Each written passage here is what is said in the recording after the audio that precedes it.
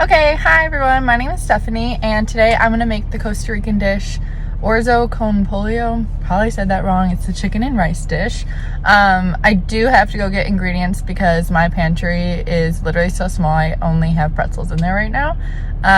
But yeah, gonna go get some food.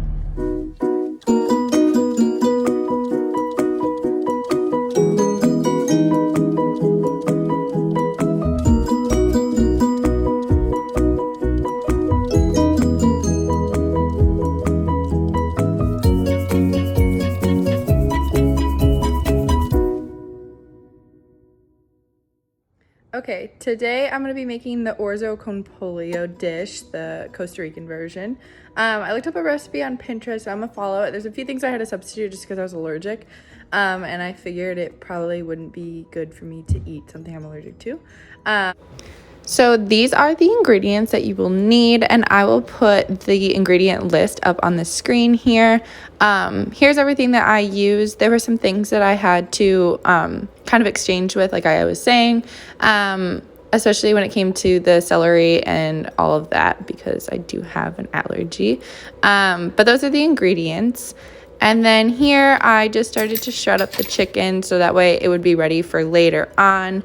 In the recipe that I was looking at, there was a lot of suggestions that you could just use a chicken and then just shred it up. And I did it to save time too, just because I had a lot of meetings and everything like that. But just shredding the chicken.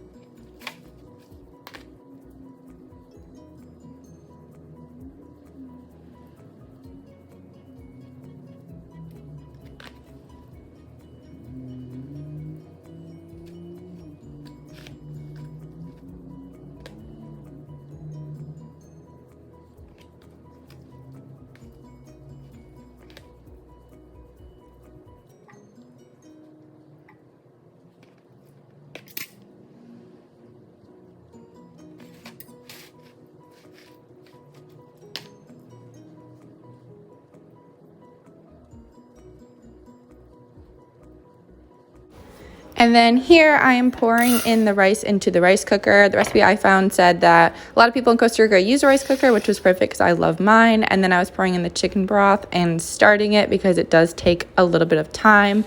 While that was working, I started cutting up the pepper and the rest of the vegetables. Don't judge the way I cut my pepper. This is literally the first time I've ever eaten a red pepper. So I was just kind of winging up how to cut it up and everything like that. But the next step was to cut up all the vegetables.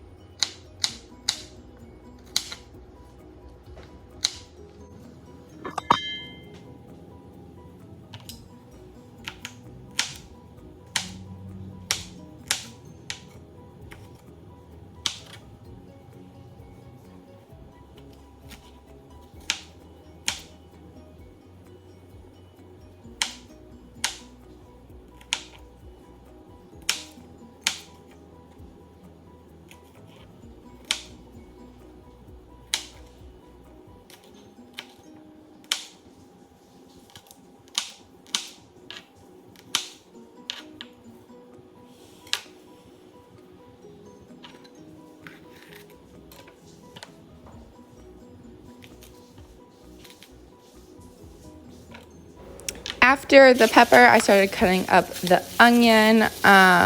You should know that this onion, for whatever reason, was the strongest onion that I have ever been around in my entire life. And I was struggling, crying, and like breathing.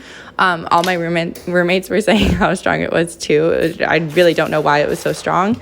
But I tried my best not to cry while cutting it. It did not work very well at all. But the recipe did call for a lot of diced up onions, so I had to power through it. You can see here I'm struggling a little bit because it was literally the strongest smelling onion for no reason. I should have waited because I was crying. I ended up cutting myself. If you can guess what I said there, I'll give you $1. But it's okay because I handled it. As you can see here, I got a Band-Aid. I got it all fixed. It was all good.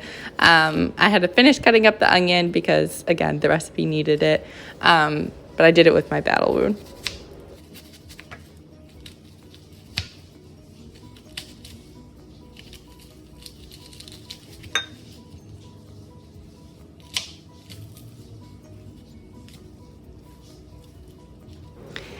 After the onion was done, I decided it was time to chop up the carrot. I really don't know why I got these kinds of carrots because they took forever to chop up, but they're the best kind. They're my favorite. So I chopped up some of the carrot, as you can see here, to be sauteed a little bit with the rest of the vegetables after I was all done, but it took forever.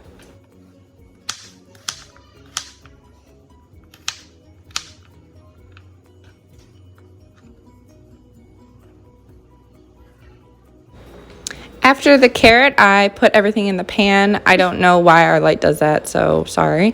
But I just put all the vegetables together so I could start sauteing it with the chicken broth and some butter. You can see here I started to just pour everything in.